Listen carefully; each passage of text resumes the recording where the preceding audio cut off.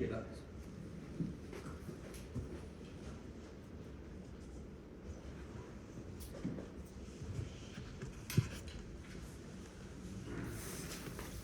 이걸로 여기까지 왔다 갔다 하는 거니까 예. 여기가 들어서 뷰가 벌써 시작한 거야. 카운트 올라가.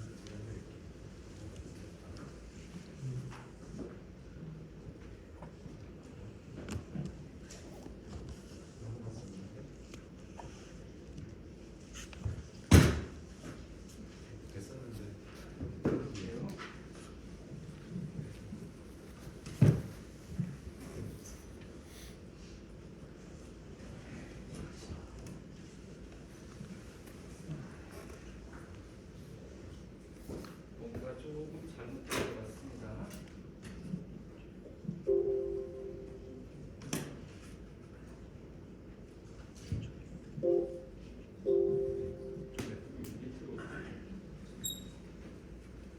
네, 안녕하세요. 방금 소개받은 고대경대 이철구입니다.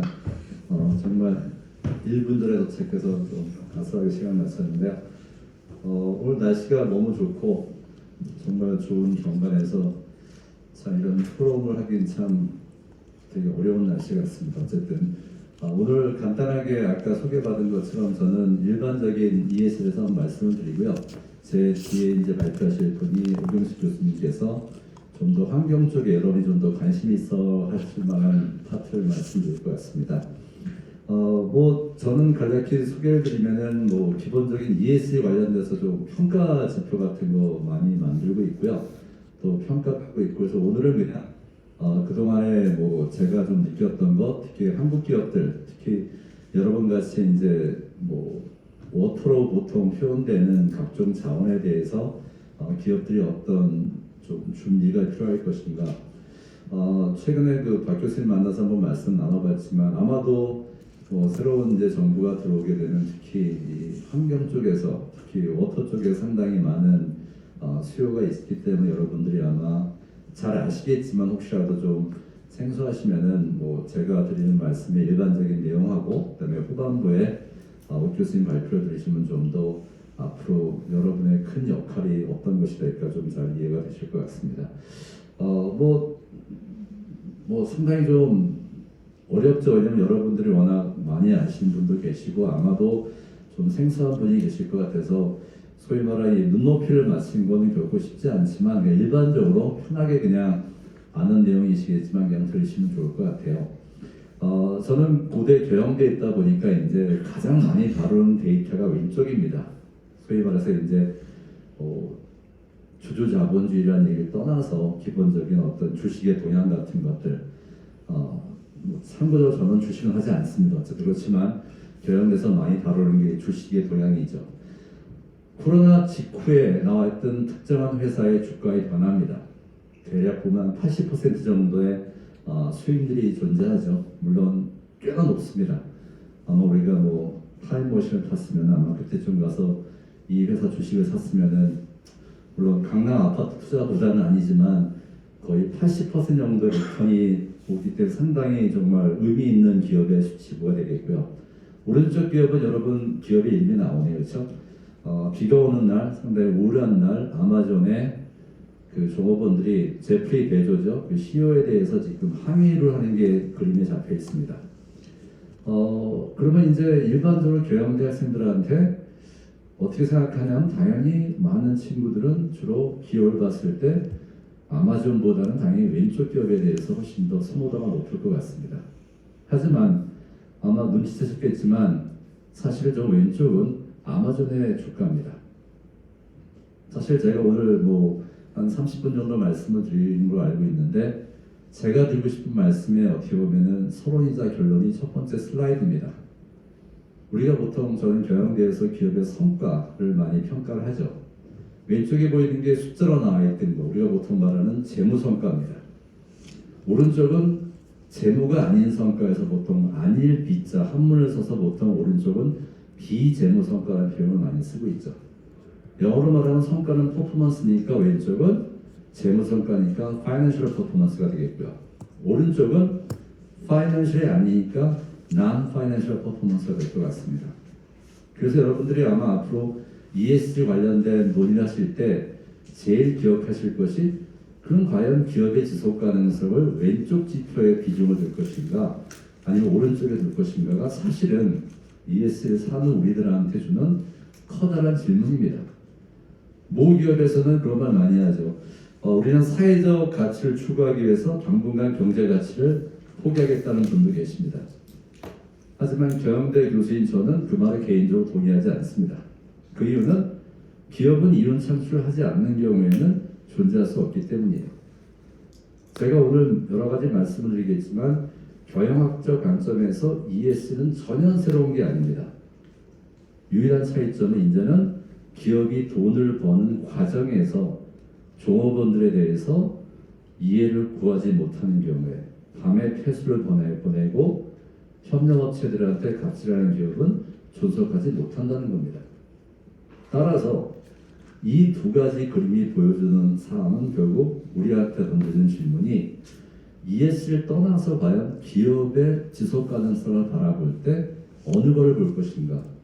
제가 사실 워크샵 같은 걸 오래 하게 되면 임원들한테 많이 물어보니까 팽팽히 갈립니다. 우리는 재무 성과가 중요하다는 분도 계시고 어느 분들은 아니다 장기적으로 봤을 때 비재무 성과다. 그런데 글쎄요 오늘 제가 드리는 말씀과 또 교수님 말씀들을 여러분들이 나름대로 좀 결론을 갖고 계실 것 같습니다. 저는 학교에서 전략을 가르치는 교수인데요. 전략은 보통 이제 제가 있는 고려대학교에 보면 자유정의 진리처럼 회사가 추구하는 롱텀의 가치가 보통 우리가 미션 스테이트먼트라는 말을 많이 씁니다.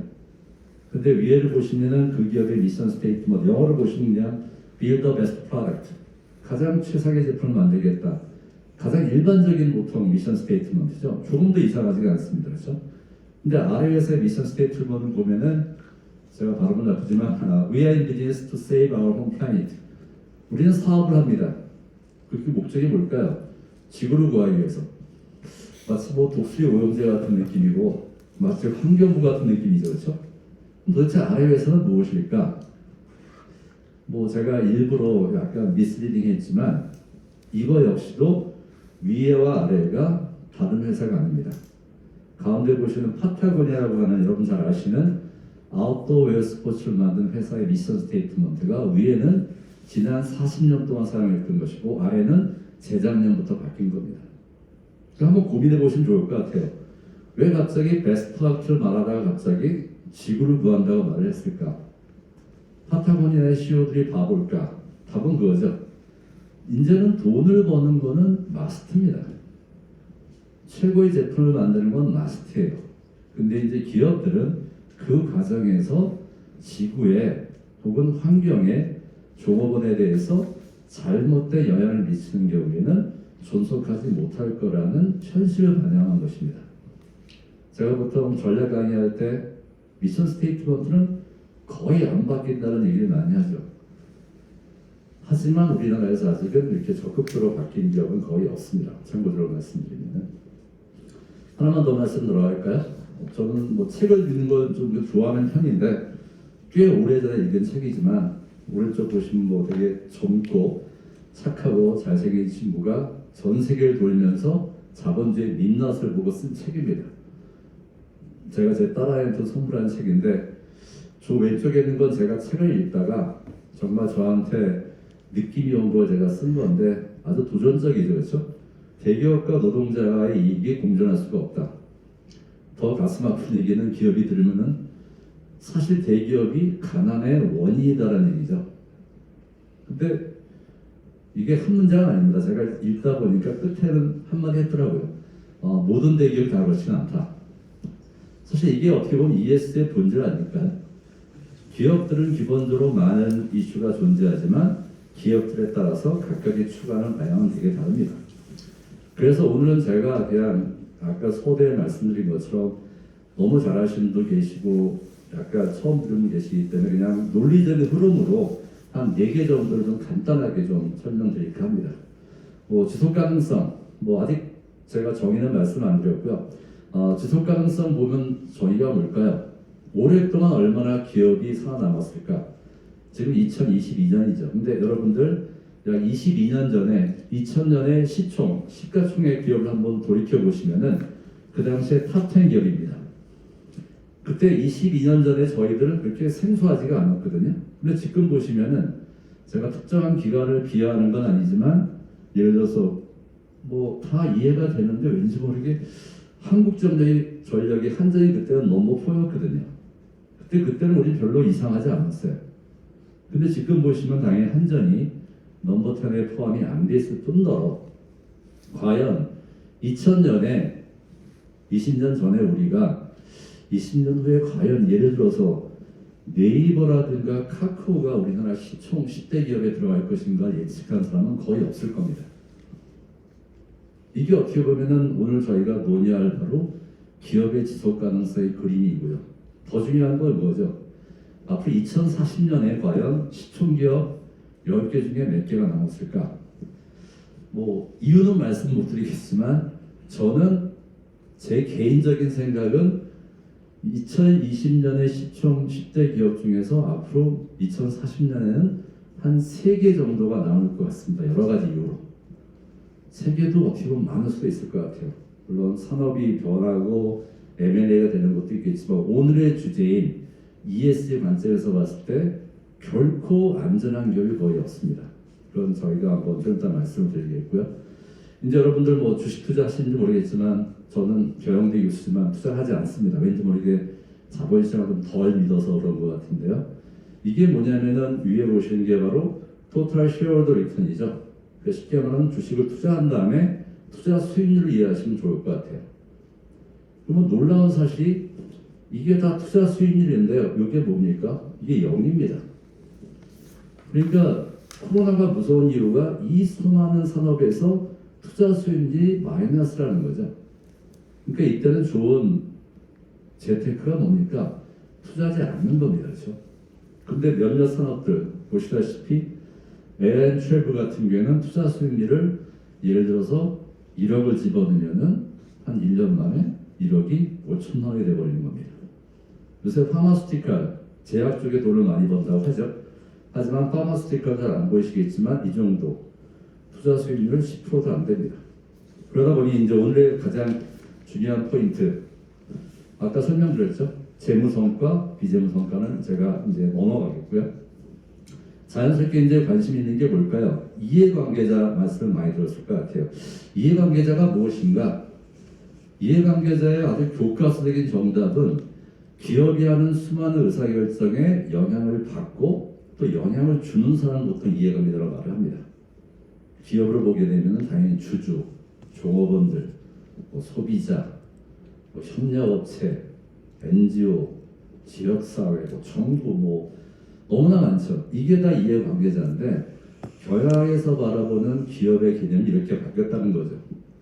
옛날에 기업은 뭐였을까요? 자동차 모델, T 모델 만드는 것, 그게 기업이었어요. 근데 그 다음에 어떻게 바뀌었을까요? 만드는 과정에서 기본적인 고객도 한번 고려해보자, 소유자도 고려해보자. 근데 요새는 더 바뀐 거죠. 그게 뭘까요? 기본적으로 이해관계자로 이해가 되는 겁니다. 기업은 생산 주체가 더 이상 아닙니다. 기업은 저희 같은 고려대학교에서 학생들을 소위 말하는 인재를 배출하게 되면 그 종업원들을 사용하는 경우도 있고 지역사회에 도움을 주는 경우도 있고 점점점 복잡해지고 있죠. 그래서 여러분들 아마 이해관계 자본주의도 들어보셨겠지만 그게 최근에 가장 트렌드고요. 이제 뭐 저는 학교에 있다 보니까 이제 뭐 아시겠지만 주로 학교에 있는 사람들은 정의를 되게 막 민감하죠. 그러니까 제가 쭉 찾아봤더니 지속 가능성 관련돼서 가장 중요한 키워드 중에 하나가 이제 변화더라고요. 변화에 얼마나 잘 적응할 것인가. 근데 지속 가능성 할 때 한번 짚고 넘어갈 것은 저는 쉽게 설명하면 지속 가능성은 말 잡는 것 같지만 지속할 가능성이죠. 그렇죠? 근데 지속할 가능성에서 지속이라는 단어가 타동사기 때문에 무엇을 지속할 것인가에 대한 목적어가 필요합니다. 이때 중요한 게 바로 우리가 주체가 무엇인지 정확히 표현해야 되는 거죠. 저희는 대학에 있는데 지방에 있는 많은 대학교 총장님은 걱정이 뭘까요? 우리 대학이 대학으로서 계속 지속할 것인가?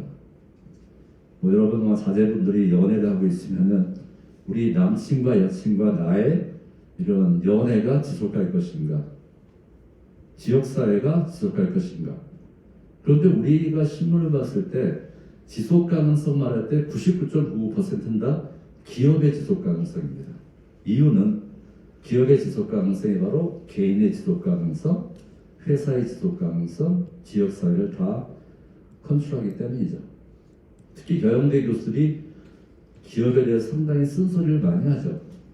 기업이 싫어서가 아니라 저희는 경영학을 공부한 사람으로서 기업의 흥망성쇠가 바로 저로 보면 제 딸아이의 미래를 좌지우지하기 때문이죠.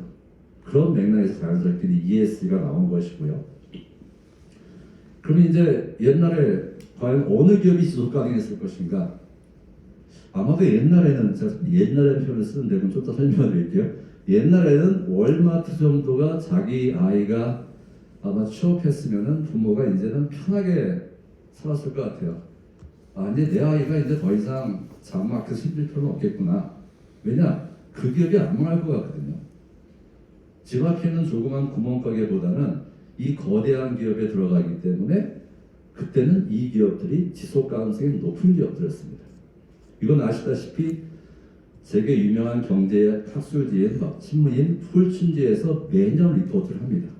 기준은 뭘까요? 레비뉴 매출액입니다. 근데 재밌는 사실은 똑같은 신문인 폴춘지에서 새로운 지표를 만들어내기 시작하죠. 돈을 많이 판 매출한 기업이 아니라 어떤 것일까요? 존경받는 기업들. 근데 그 잡지에서 또 새로운 지표를 만들어내죠. 정말 일하고 싶은 기업들. 여러분 혹시 뭐 관심 있으면 맨 뒤에 걸 보시면 아마 베인앤컴퍼니 정도, 그다음에 인앤아웃 버거 정도 쭉 보시면 아마도 뭐 사우스웨스트 에어라인 정도, 아마 그쪽에 관심이 없으시면은 좀 편하게 받아들이는 기업이 한 3개, 4개밖에 없을 텐데 저 리스트가 결국 미국에서 있는 주요한 MBA 졸업생들이 졸업하면 제일 가고 싶은 기업이라는 거죠. 이유는 뭘까요?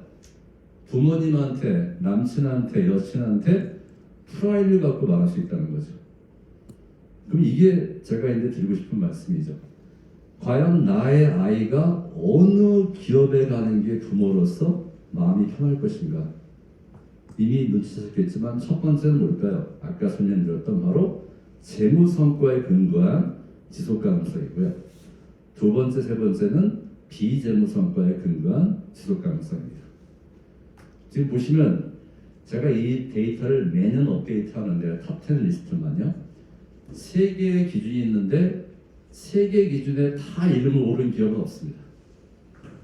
그런데 적어도 한 기업은 2개 리스트에 동시에 이름을 올렸습니다. 바로 구dun과 이름을 차지한 아마존입니다. 제가 주식 투자하지 않지만 아마존이 맨 마지막 정도에서까지 아마 이름을 올리면은 저는 투자를 하지 않을까. 이유는 오래 지속 가능할 것 같기 때문에. 근데 첫 번째 한번 다시 보시면 첫 번째 되게 크죠.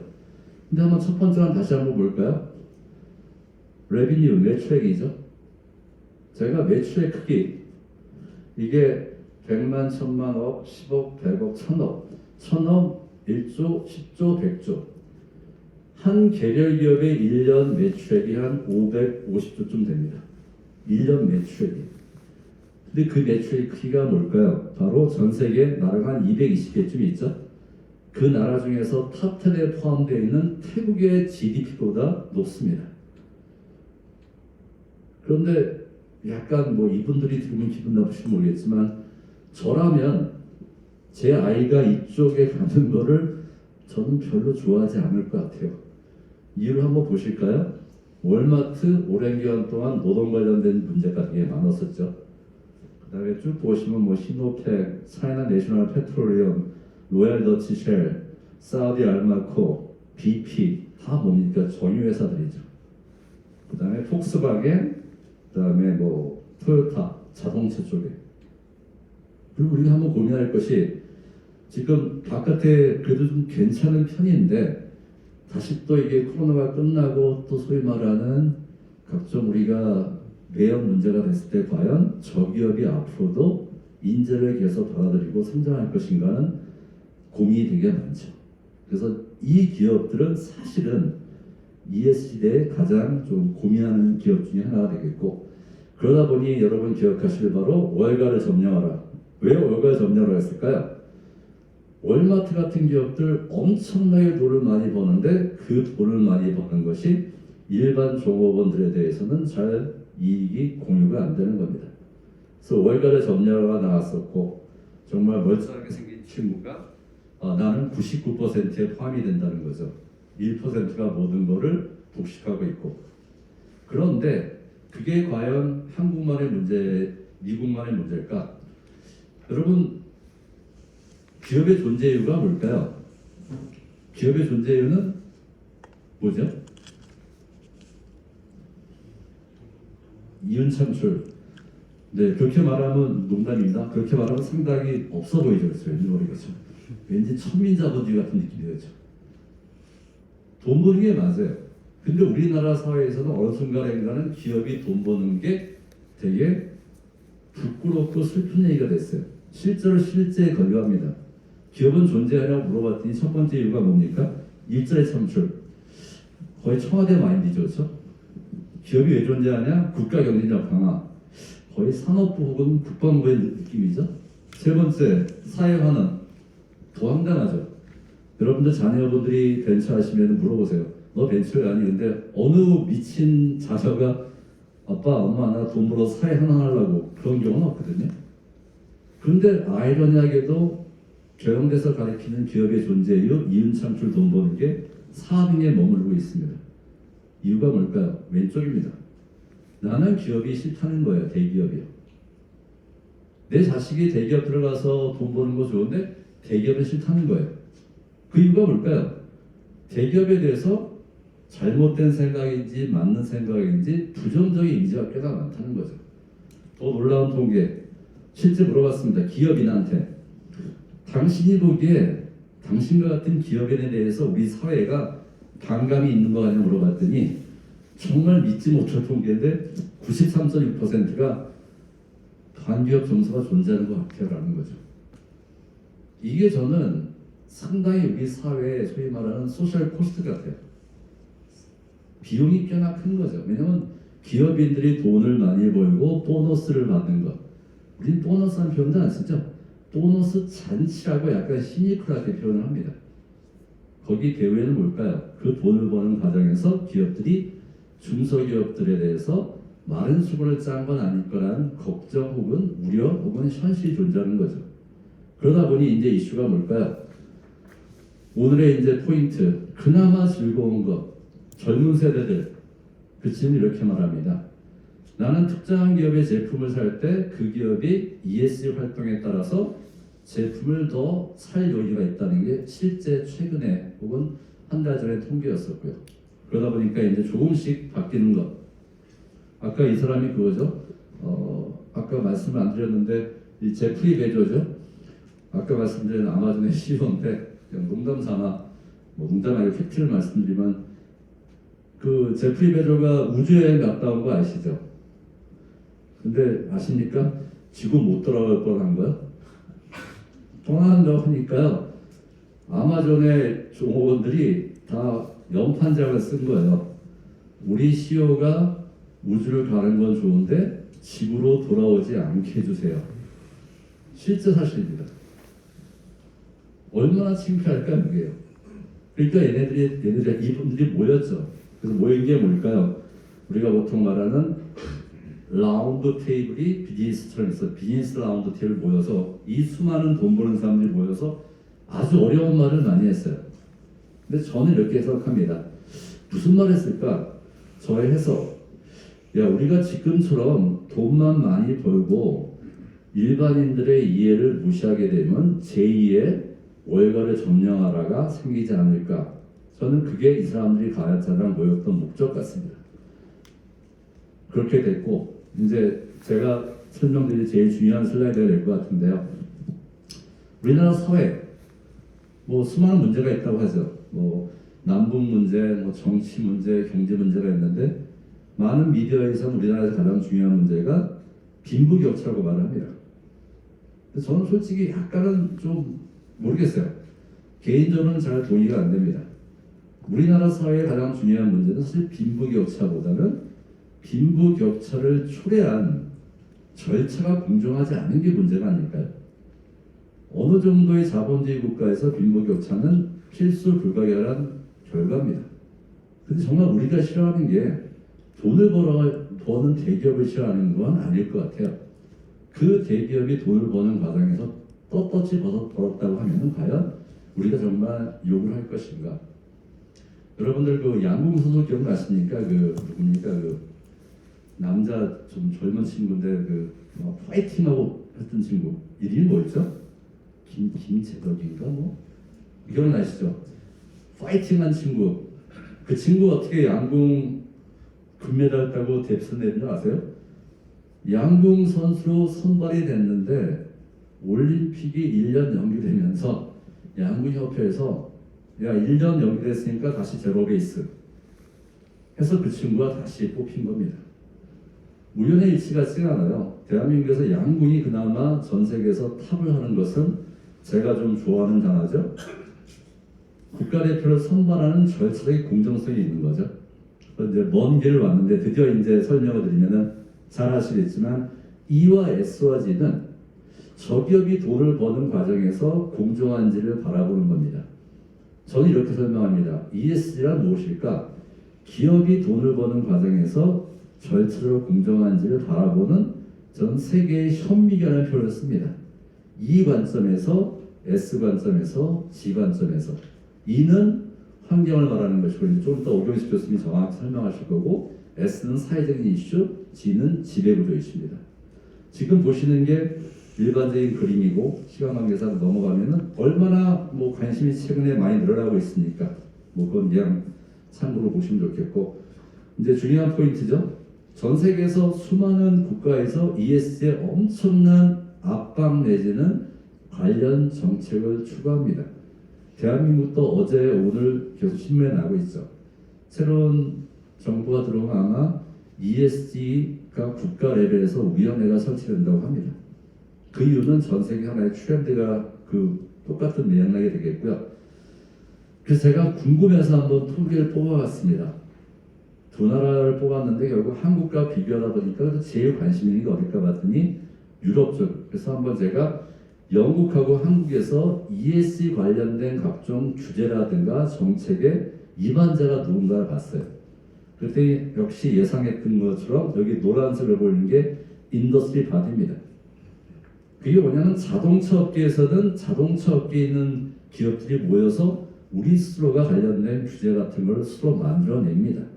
그게 좀 더 교수님 설명하신 이니셔티브 같은 거죠. 물을 줄이자 관련된 이니셔티브. 유럽은 상당히 그런 인더스트리의 파워가 되게 높습니다. 그런데 한국을 보시면 아시겠죠? 한국은 딱 두 파트죠. 바로 정부 아니면 재무 관련된 기관. 우리를 말하면 이게 소위 말하는 기재부 정도가 되는 거죠. 그러니까 앞으로 저의 예측은 아마 여러분 같은 협회에서 대해서 우리나라 많은 대기업이 연락이 전 올 거라고 믿고 오기를 기대합니다. 이유는 정말 이 시대에 잘 적응하기 위해서는 정부 주도의 어떤 규제보다는 그 산업에 있는 사람들의 역할과 그분이 얘기하는 목소리가 중요하거든요. 근데 그거는 제가 봤을 때 새로운 정부에서 꼭 되기를 바라겠는데 뭐 그건 잘 모르겠고요. 그다음에 자금 뭐 투입 같은 거 한번 참고로 보시면 되겠고 그다음에 뭐 뻔하죠. 뭐 ESG 관련돼서 대한민국에 작년부터 ESG 광풍이 불다 보니까 뭐 요새 정말 ESG 위원회 다 만들고 있고 ESG 사회에서 다 뽑고 있고 뭐 너무나 다양하게 지금 뽑고 있기 때문에 그건 제가 이제 이렇게 보시면 되겠고요. 그럼 이제 시간 남은 것 좀만 더 설명을 드리면 과연 ESG를 어떻게 평가하냐? 보시면 환경 관련돼서 예를 들어서 이런 거죠. 여러분과 좀 관심 관련된 것처럼 뭐 예를 들어서 뭐 수질 오염 같은 것들 한번 보는 것도 있고요. S에서는 뭐 예를 들어 근로자 안전, 요새 중대재해처벌법 같은 거 기억나시면 좋을 것 같고 지배구조에서는 뭐 이사회 이슈 같은 거. 지금 여러분이 보시는 게 5개, 5개, 5개, 15개를 보고 계십니다. 그리고 아마 속으로 꽤나 많구나 라고 생각하실 것 같아요. 근데 불편한 진실은 전 세계에서 그나마 공인된 ESG 평가 지표는 15개가 아니라 현재 600에서 650개입니다. 그럼 기업은 정말 골치가 아픈 거죠. 그러다 보니까 이제 돈을 버니 많은 데가 컨설팅 업체들이 돈을 많이 법니다. 기업체한테 가서 지금 이럴 때가 아닙니다. 뭐 ESG 이런 제품을 만드세요. 근데 어쨌든 상당히 많은 지표가 동시에 공존하고 있고요. 그래서 이제 뭐 몇 가지 이제 통계를 말씀드리면 제가 제일 많이 받는 질문, ESG 잘하면은 신문 광고에 멋있게 나오는 거 이외에 뭐가 있습니까? 라고 하는데 저는 거기에 동의할 수 없는 게 ESG의 가장 중요한 키워드는 환경과 사회와 지배구조가 아닙니다. ESG 시대에 ESG 경영의 가장 중요한 키워드는 기업의 지속가능성입니다. 근데 지속가능이 높다는 의미가 뭘까요? 망하지 않는다는 거죠. 근데 여기 보시면 아시겠지만 위에 걸 보시면은 예를 들어서 우리 회사가 ESG가 되게 잘하는 기업 같아요. 그럼 금융회사가 어떤 생각을 할까요? 아, 저 회사한테는 돈을 대출해도 뛸 염려가 없겠구나. 담보를 적게 받고 소위 말하는 우대금리가 활용이 됩니다. 근데 다 경제사를 봤더니 ESG 점수가 상당히 나빠요. 그럼 어떤 일이 발생할까요? 저 기업한테 돈을 빌려주는 걸 꺼리고 빌려줬을 때 훨씬 더 많은 금리를 요구할 수밖에 없어요. 그러니까 혹시 여러분 근처에서 ESG에 대해서 너무나 낭만적으로 접근하시면 꼭 말씀해 주실 게 뭐냐면은 기본적으로 요새 많은 기업들이 새로운 사업할 때 누가 자기 돈으로 사업을 합니까? 일단 은행에서 돈을 빌리는 건데 그 자체에서 이미 게임은 끝나고 시작하는 거죠. 그게 여러분이 한번 보시면 좋을 것 같고요.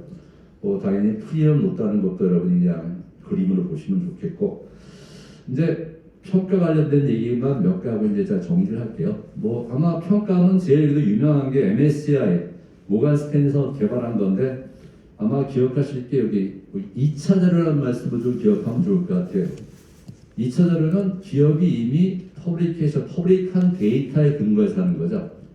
반대편 1차 자료는 설문을 통해서 하는 겁니다. 근데 MSCI는 전통적으로 이미 공표된 보고서, 소위 말하는 지속가능 경영 보고서 갖고 보통 평가를 합니다. 대한민국도 많은 대기업이 보고서를 내죠. 그 도장은 누가 찍습니까? 그 회사의 회장이 찍습니다. 그래서 그거 갖고 평가하는데 몇 가지만 제가 평가 절차 한번 나중에 보시고, 이제 우리랑 약간 좀 관심 있는 거, 음료 산업. 음료는 여러분 떠오르는 게 어떤 게 있을까요? 음료는 왠지 모르게 물 관련된 것 같아. 그래서 보면은 음료 산업 같은 경우에는 이렇게 표시된 거, 점선을 표시된 게 음료 산업에서 가장 중요시하는 이슈들입니다. 보통 우리가 중대성의 평가를 많이 하는데 여기 나오죠. 워터 스트레스 같은 것들, 그 다음에 각종 폐기물 같은 것들. 이게 약간 좀 그림이 애매하니까 제가 좀 더 구체적으로 말씀드릴까요? 내가 자동차 제조업에서 경쟁한다. 그럼 어떤 이슈가 있을까요? 자동차 제조업 하면 제일 떠오르는 게 이미지가 뭘까요? 자동차 제조하다 보니까 카본, 탄소 배출이 많겠네 해서 거기에 비중이 높다는 거죠. 그런데 한 가지 불편한 진실입니다. ESG가 공존한다고 하면은 이론상으로는 각각의 웨이트 비중이 3분의 1, 정확히 말하면 33.333%가 평가 지표의 비중으로 자리 잡아야 됩니다. 근데 여러분 한번 보실까요? 15.8, 13, 0.2 하면 몇입니까? 정확히 말하면 29%밖에 환경대에 관련돼서 평가의 비중이 적습니다. 이유가 뭘까요? 불편한 진실은 다른 데이터가 생각보다 없기 때문입니다. 근데 앞으로 어떤 일이 발생할까요? 여기 보이는 수많은 다른 변수들이 앞으로는 더 중요하죠. 옥 교수님이 지금 전문을 하고 계신 바이오 다이버시티를 포함해서 이런 지표가 앞으로 중요할 것이고요. 그 다음에 여러분과 약간 관련이 있을 만한, 여러분 레스토랑 산업 어떤 게 떠오를까요? 레스토랑은 물건을 팔기도 하지만 물을 일단 많이 쓰고 레스토랑에서 각종 포장재를 많이 쓰다 보니까 보시다시피 레스토랑 쪽에서는 이 관련된 지표가 사실은 18%밖에 안 됩니다. 오해하지 마실 게 환경이 언더밸류되고 웨이트가 적다가 아니라 앞으로 환경에 대한 비중은 무한무궁하게 더 커진다는 거죠. 지금 거의 물이 되게 공통으로 컸었고, 그다음에 오일앤가스 같은 경우 그나마 오일앤가스를 보시면 대충 한 35%가 되죠. 제일 관심 있게 보는 게 카본. 그래서 이제 오늘의 포인트는 뭐냐면 다 비슷한 내용인데요. 뭐 세마이컨덕터 반도체 생각보다 뭘 많이 쓰니까 물에 대한 이슈가 많죠. 뭐 사실 삼성전자가 아리백을 못한 이유도 사실은 뭐 전기도 있지만 물에 대한 이슈도 있는 것처럼. 그래서 생각보다 여러분이 정말 전문성이 계신 이 워터 관련돼서 지금은 거의 공통의 분모로 가는 것도 있고요. 산업의 특성마다 물론 다르지만 앞으로 훨씬 더 그게 좀 세분화될 것 같다는 느낌이 들고, 뭐 정말 워터 유틸리티 하기엔 당연히 워터 스트레스가 정확히 25%가 되죠. 그래서 여러분들 뭐 제가 듣기지만 앞으로 그런 수요가 많으실 것 같고, 그다음에 평가율과 활용 같은 건 습득하겠고, 이제 작년에 그 금융위에서 발표한 거죠.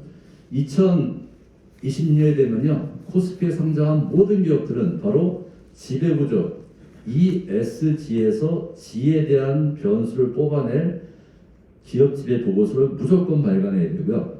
그 다음에 30년이 되면은 모든 기업들은 나머지 E와 S와 관련된 지표를 무조건 퍼블릭 공개를 해야 됩니다. 그럼 생각해 보시면은 기업들은 물에 대해서 어떤 정보를 어떻게 공개할지에 대해서 궁금해하고 그거에 대한 자문을 구할 수밖에 없을 겁니다. 그 다음에 이제 연금 관련된 이슈도 있고, 한국에서 이제 좀 약간 어색하지만 제가 또 하나 말씀드리면, 우리나라에서는 평가사가 3개가 있습니다. 3대 평가사. 하나는 지배구조, 두 번째는 서스틴베스트, 세 번째는 대신경제연구소. 대신경제연구소는 평가지표를 외부로 공개하지 않습니다. 우리나라 평가지표는 2개입니다. 근데 여기 보시면은 예를 들어서 이런 거죠. 우리 회사가 지배구조한테는 100점 만점에 70점을 받았습니다. 근데 똑같은 우리 회사가 서스틴베스트한테는 100점 만점에 한 15점을 받았어요. 이게 너무 다른 거죠. 그래서 좀 이상하다 생각하다가 결국은 2년 전부터 산업부에서 한국 기업을 위해서 새로운 평가지표를 만들면 어떨까 그래가지고 산업부에서 생산성 본부에 연락을 했고, 그 비딩을 했는데 제가 속해 있는 전략학회에서 이 KS를 만들었고, 작년 12월 1일 날 그게 공표가 됐고, 그 과정에서 이제 환경대에서는 옥 교수님한테도 많이 자문을 얻었고요. 그게 이제 최근에 가장 큰 트렌드가 됐고, 3분 남았다고 하시니까, 그래서 이제 앞으로 어떻게 활용할 것인가, 뭐 여러분들 유로피안 그린딜 뭐 하실 테니까 그건 제가 넘어가겠고요. 뭐 가장 재밌는 게 아리백이죠. 뭐 기억나시죠? 우리 대통령 그 서로 토론할 때 아리백이 뭔지 아냐 했더니 한 분이 니백 말하냐 그랬는데, 뭐 발음은 원래 아리백인데, 뭐 앞으로 큰 변화가 있을 텐데, 어쨌든 리뉴얼 에너지, 여기 있는 수많은 전기를 소위 말하는 뭐 풍력 활용으로 쓰자는 얘기가 되겠고요. 그런 이슈가 앞으로 정리가 될 것 같고, 그 다음에 한국에서 아리백 잘 안 된다는 거 뭐 모두가 알고 있는 불편한 진실이고요. 그 다음에 블랙락, 뭐 시간 관계상 짧게 넘어가면은 전 세계에서 가장 파워풀한 투자 금융기관이죠. 왜냐하면 이 기관이 투자를 빼버리면 하루아침에 그 회사는 바보가 되는데, 이 친구가 매년 편지를 보내죠. 러브레터도 아니고. 근데 편지 보낼 때 두꺼운 편지, 얇은 편지 두 가지가 있습니다. 얇은 편지는 앞으로 잘해보자.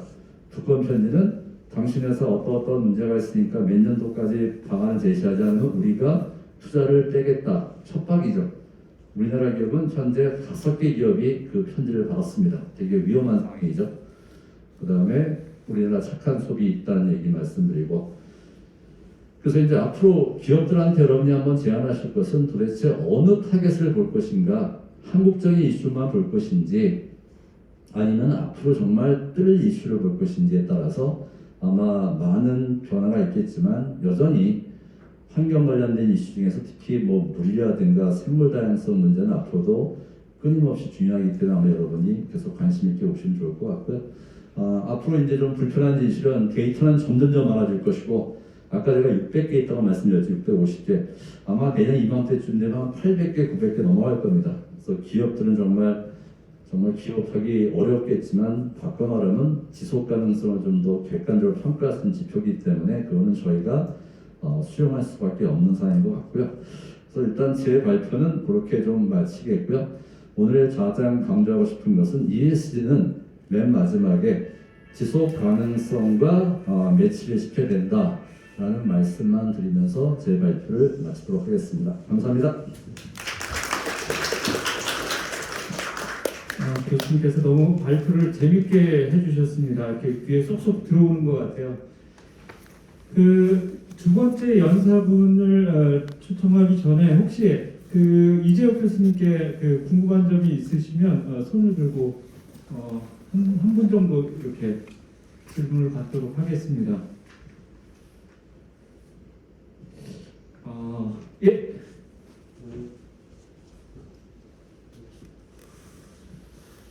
안녕하십니까. 한국건설기술연구원 한상동이라고 합니다. 오늘 발표 정말 잘 들었습니다. 지속가능성의 환경, 그리고 사회적, 그리고 지배구조 세 가지에 대해서 말씀을 해주셨고, 저희 상하수도 관점에서 봤을 때 물이나 환경 쪽은 매우 밀접하고요. 사회적 책무도 분명히 저희 역할이 있다라고 보는데, 저희가 대기업이 아닌 중소기업 레벨에서 지배구조 관련해서 그 퍼포먼스 인디케이터가 뭘까, 그런 부분에 대해서 혹시 좋은 말씀 있으시면 해주시기 바랍니다. 그 질문 감사드리고요. 제가 정확히 이해했다면 아마 그 ESG 관점에서 이제 레벨을 대기업보다 중소기업, 그다음에 E보다는 G 관련돼서 중소기업의 G에 관련된 이슈가 뭐냐는 질문을 이해했는데요. 먼저 배경 지식을 먼저 말씀드리면은 어쨌든 지금 현재 최근에 얘기에 따르면은 대한민국에서 기업에 대한 대기업 중심의 ESG 평가가 두 가지 방향으로 바뀐다고 합니다. 첫 번째는요, 공공기관에 대한 평가로 바뀌고요. 두 번째는 말씀하신 중소기업에 대한 평가로 바뀝니다. 원래 저희가 만들었던 KES는 원래는 대기업 중심의 평가 지표는 맞습니다. 이유는 대기업의 평가가 좋은 이유가 바로 대기업은 각종 지속가능 경영 보수를 발견하기 때문이에요. 근데 아시다시피 대한민국에서 중소기업은 사실은 지속가능 경영 보수를 발견하는 기업이 아주 극소수입니다. 그럼에도 불구하고 대기업의 지속가능성, 특히 지배구조 이슈가 중요하죠. 그 이유는 중소기업들은 보통 상장을 안 하시기 때문에 지배구조에서 좀 더 자유롭다고 느끼세요. 근데 문제가 뭐냐면 이 중소기업은 대기업의 협력업체거든요. 그러니까 중소기업이 잘못되면 대기업한테 불똥이 튀기 때문에 대기업이 중소기업에 대해서 계속 관심을 보이기 때문에 현재로서 지배구조에 대한 이슈는 존재합니다. 하지만 말씀드리고 싶은 것은 기존의 많은 지배구조에 대한 인디케이터가 대기업, 특히 공공기관 혹은 공적으로 포함된 기업에 대한 타겟이기 때문에 말씀드리고 싶은 것은 현재 중소기업용 ESG 지표가 지금 개발되고 있습니다. 그래서 아마 제 예측은 금년 한 10월, 11월이 되면 아마 한국형 중소기업용 ESG 평가 지표 말씀하신 지배구조 이슈가 될 텐데 제 예측은 현재 우리가 알고 있는 약 20개 정도, E20개, S20개, G20개, 60개 정도가 있는데 중소기업 관련된 그 평가 지표는 훨씬 더 숫자가 적어질 것이고 지금처럼 소위 말하는 줄을 세우기보다는 중소기업이 리스크 관리 차원에서 이런 거죠. 소위 말하는 승계 같은 이슈 같은 거 있지 않습니까? 그 다음에 소액 주주는 당연히 포함이 안 되겠지만 뭐 소위 말하는 윤리적 이슈 같은 거 아마도 중소기업에 대해서 약간 좀 보조하는 형태로 평가 지표는 상당히 소프트하게 나갈 건 뻔합니다. 근데 그건 아마 금년 10월 정도가 되면 아마 정부가 발표할 걸로 알고 있기 때문에 거기까지만 제가 좀 말씀을 드릴 수 있을 것 같습니다. 답이 된지 모르겠습니다.